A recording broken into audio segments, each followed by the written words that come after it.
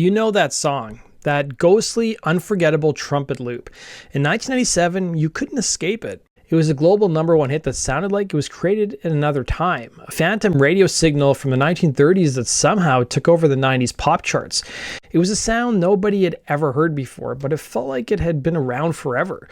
The story we were all told was that it was made by a broke musician in his bedroom with a cheap sampler and an old trumpet record. He hit the absolute peak of pop success, creating a song that defined a moment, and then he was just gone. The artist behind it all, the man who conquered the world from a spare room, just seemed to vanish from the music industry.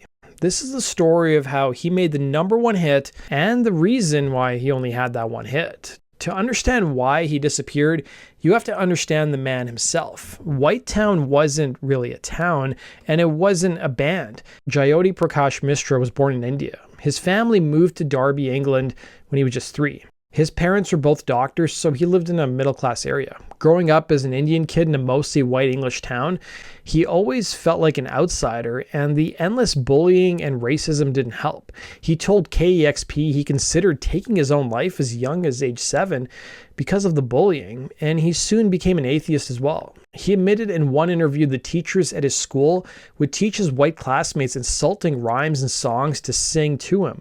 That feeling of being disconnected from the world would become the heart of his music. He called his project Whitetown as a direct, ironic nod to that very experience. It's funny because rarely do I do a story on an artist who had a pretty similar upbringing to myself. I grew up in rural Alberta in Canada, but I actually enjoyed growing up in a white town. I got exposed to a lot of things I otherwise wouldn't have. From the very beginning, Mishra was everything the 90s pop machine wasn't. He wasn't some polished product from a London hit factory. He was a self-taught musician from the indie scene. He worked as part of a musical collective which reflected his Marxist beliefs. One of his early inspirations was Pixies, and in an era of rock and roll parties, he was proudly straight edge. He'd given up alcohol at age 16, not for any moral reason, but so he could afford to buy more records and gear. Mishra began playing keyboards at the age of 12, and following school, he worked as a recording engineer and music teacher. He revealed to Sound on Sound, I had become bored with keyboards, so I bought a little acoustic guitar in September 1988 and straight away booked a gig for February, even though I couldn't play the guitar. Unless you have a fixed deadline, you won't work for it. So I taught myself some basic guitar in 5 months. It was by 1989 Mishra played as part of a musical collective under the name Whitetown in a proper band setting. His bandmates were all white, and they recorded some music together, but slowly over time, each member started to leave. He soon saved enough money to get a sampler and worked with a lot of loops and collages. During the time he was exploring different music, he was also studying sociology and film and TV studies at Derby University. He was a thoughtful political DIY artist who was, in his own words, deep in the anarchic underground. Mishra found a distributor in Parasol in the US. They had virtually no money, but they put out 6 singles, and he also got some distribution through some French, Spanish, German, and Japanese compilations. But this was all happening at an underground level. He issued his first LP in 1994 titled Socialism, Sexism, and Sexuality. But his big break was right around the corner. Mishra's studio wasn't really a studio at all, it was his home. His tools weren't fancy instruments or giant mixing boards. They were a cheap sampler he bought with money borrowed from his girlfriend, a basic Tascam cassette recorder, and an Atari ST computer running free software he got off a magazine cover. This was the definition of DIY, a setup that predicted the rise of bedroom producers by decades. Then one day he found the key that would change everything. It was a sample from a 1932 song called My Woman by Lou Stone and his band, with vocals by Al Bowley. Mishra discovered it on the soundtrack from an old BBC series called Pennies from Heaven, which was from the 70s. No, there isn't. Don't ask me how. I just know. When I was a kid, there was a series on BBC television called Pennies from Heaven, and it starred Bob Hoskins, and it was an adult series, and I really wasn't meant to watch it. It must have been when I was like 9. I mean, I was too young to really get it, but I remember seeing it and liking the songs. and thinking like, whoa, those are nice songs. And then years later, I mean, so many years later, I found a soundtrack CD in a shop, and it was like, oh, that's that thing that I liked. Put it on. I didn't recognise any of the songs. I didn't remember them from before. But I kept going through and thinking like, these are all really, really catchy. These songs are amazing. The lyrics are brilliant. Why are they better than now? And this will have been like, it's a little bit like 93 or so, 93, 94. You know, maybe a bit earlier, but not that much earlier than that. And I'm skipping through it, and I get to this track called My Woman by Lou Stone and the Monsignor Quartet with Al Bowley on vocals. And as soon as it starts with a, I'm just like, wow. As soon as I heard it, I thought, that is so catchy. I'm nicking that. I'm going to sample that. And it's called My Woman? Yes, it's My Woman. It's partially written by Bing Crosby. Oh, So okay. I believe he wrote the lyrics. And it is one of the most misogynist lyrics you'll ever hear. It's a really, really, like, she's lying when she says, I love you. That haunting, lonely trumpet line was the spark, but Mishra didn't just loop it, he built a time machine. He mixed that 1930s jazz trumpet with the 70s-style George Clinton funk and hip-hop beats. He layered in synthpop melodies straight out of the 80s, inspired by his heroes like Depeche Mode. And he put it all over the boom-bap drum patterns of 90s hip-hop that he loved.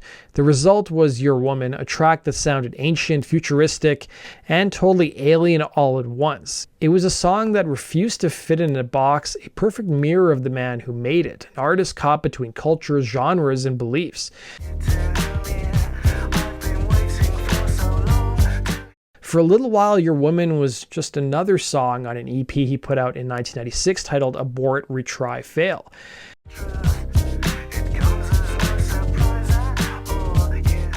Mishra was DJing around his hometown at places like the Blue Note Club of Derby and decided to test it out on the dance floor. People immediately loved it. Thinking that he might be onto something, he sent out a few copies to 5 of the major labels, including Virgin and Island, but they weren't interested. But he also sent the tape out to radio stations, just hoping for a little airplay. One of those copies landed on the desk of Mark Radcliffe of BBC Radio 1. Radcliffe had played the song and then played it again. But Mishra was a little skeptical it would amount to anything because he told Sound on Sound that John Peel had previously played him before on radio and nothing came of it. And that was the case this time, at least initially. Mishra revealed that with all the play on BBC Radio 1, he reached out to the labels once again and told them how radio was finally playing his song, but they still weren't interested. It was only when Mark Radcliffe took over the breakfast slot from Chris Evans and kept playing the track that the labels finally woke up. Soon enough, 8 record companies were interested in signing the musician, with him deciding to go with Brilliant Records, who were partnered with Chrysalis and EMI. The label gave him the most creative freedom. It was only a few days later it was reported that they reissued the EP Abort, Retry, Fail, which contained Your Woman on January 13th. And by the middle of the month, it hit number 1 on the UK charts. It then proceeded to top the charts in Spain and went top 10 in at least a dozen other countries. It sold 400,000 copies in the UK alone, and it dominated hours of radio and got significant TV airtime. 2 weeks after the song hit number 1, Mishra recalled receiving a rejection letter from Island Records. He put that letter in his bathroom. All of a sudden, a guy from months ago nobody in the music industry cared about was now being hounded to do interviews. His record label's publicity package proudly proclaimed at the time, as comic book stories go, things don't get much better than this. Never give up on your dreams. I wanted to make a pop song that was really simple and catchy because of the amazing trumpet riff from the Lou Stone Band with Nat Gallagher playing the trumpet, that would make the most of the riff, the catchiness, and to make it more difficult. So I think a perfect pop song does 3 things. It makes you think, it makes you dance, and it makes you sing along. But hey, 1 out of 3 isn't bad. 1 or 2 out of 3 is most pop songs. By February of 97, his label issued his second LP, Women in Technology. Your Woman was also found on that release. Mishra remarked to Sound on Sound about how his Indian heritage influenced his writing and themes on the album, stating, "In Indian culture, the family, love, and sexuality are very important. Sex has to be within marriage, but it's not taboo. And so Women in Technology is about gender and sexuality, about love, and about how technology affects the way we feel about things and each other."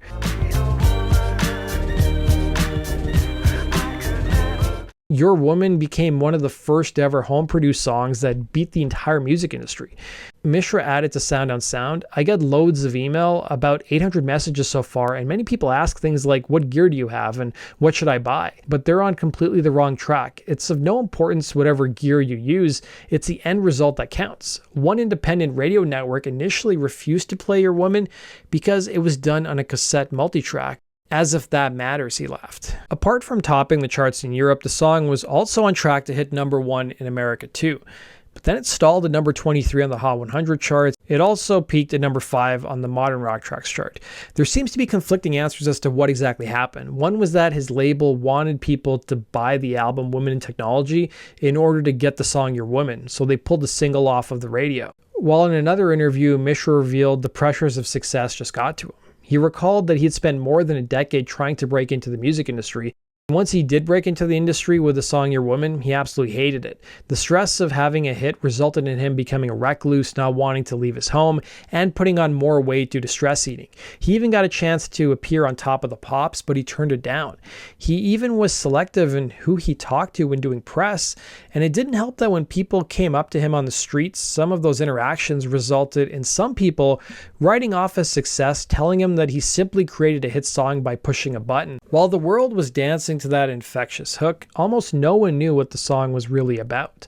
The lyrics were a puzzle, deliberately confusing and sung in a slightly distorted androgynous voice. That famous line, "I could never be your woman," was sung by a man, an intentional bit of gender bending that left everyone confused and guessing. And that was the whole point. Mishra later explained that he wrote the song so it could be heard from several different conflicting viewpoints. Was it about a straight man in love with a lesbian, or was it a gay man in love with a straight man? Was it about a woman dating a hypocritical Marxist who preached equality but didn't practice it at home? It was even about Mishra's own internal conflicts, the clash between his personal feelings and his rigid political beliefs. The song even drew some comparisons to the Imperial March from Star Wars.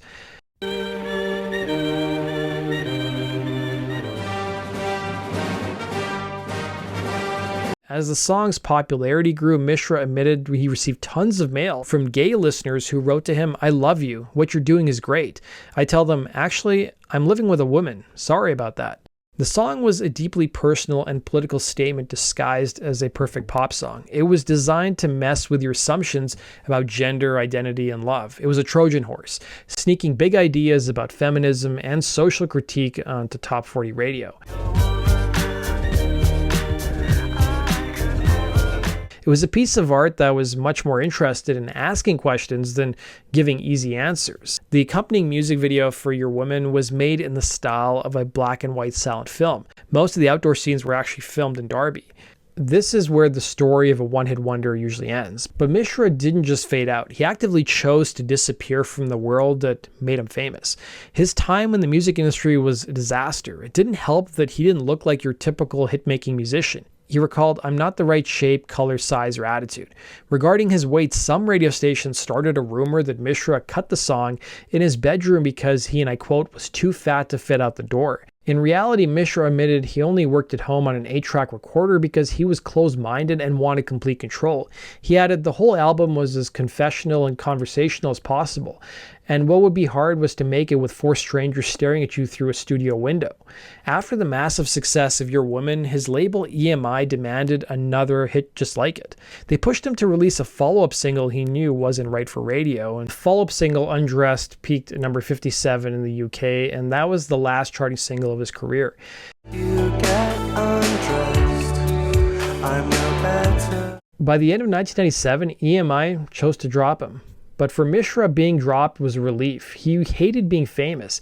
He's talked about the pure terror of being recognized everywhere he went, of losing the one thing he valued most, his anonymity. He never wanted to be a pop star. He just wanted to be an artist. So he vanished, but he didn't stop making music. He just went back to the world that he'd come from. He started releasing music on small indie labels and even founded his own label, so he'd never have to answer to a corporation again. The man who made a #1 hit in his bedroom went right back to his bedroom to keep making music on his own terms. He did wade into politics in the subsequent years, speaking out against the Iraq War, with the 2006 album Don't Mention the War and the song These Are the MPs, referring to the British members of parliament who voted in favor of the Iraq invasion. Greg Poacher. Stephen Penn. British artist Tyler James released a cover of his song Your Woman. It was released as the third and final single from his debut studio album The Unlikely Lad in 2005. The cover peaked at number 60 on the UK singles chart. I can never be a woman. In the subsequent years, Mishra has been releasing music over the past 25 years, exploring everything from synthpop to weird imaginary TV soundtracks. He seems to have come full circle to becoming a communist Marxist, a creative force, and a cult hero in the indie world. Still living in Derby and still doing things his way. Your Woman has made a few best of lists for the year of 1997 and for the decade. His story isn't a tragedy about a one-hit wonder. It's a story of an artist who accidentally got everything he was supposed to want, realized it made him miserable, and had the guts to walk away to protect his art and his sanity. He won the pop music lottery and decided to cash in the ticket for a quiet life. He told Billboard magazine, "Fame really badly affected my mental health. I went quiet for a while. I had quite bad depression. I know if people hear me say this, they might go, oh, boo-hoo, he made lots of money, and I did. Then if you don't believe in it, you can't really enjoy where you are. I was only famous for about 2 weeks, but that was 2 weeks too long. I don't know why people are famous or why they choose to be." The legacy of Your Woman lives on, not just as a 90s classic, but as a sound that just keeps inspiring people. Pop artist Dua Lipa even sampled that iconic trumpet for her hit Love Again, bring it to a whole new generation. It was also featured in the appropriately titled 2007 film I Could Never Be Your Woman. It also appeared on the TV series Yellow Jackets in season 2. The mystery of Whitetown isn't a bedroom producer scoring a #1 hit. The real mystery is what we expect from our artists. Should they chase fame at any cost, or should they create something that's true to who they are? Mishra made his choice. What do you think his real legacy is? Let me know in the comments section, guys, and that brings us to the end of today's video. Thanks for watching, and we'll see you again in Rock and Roll True Stories. Take care.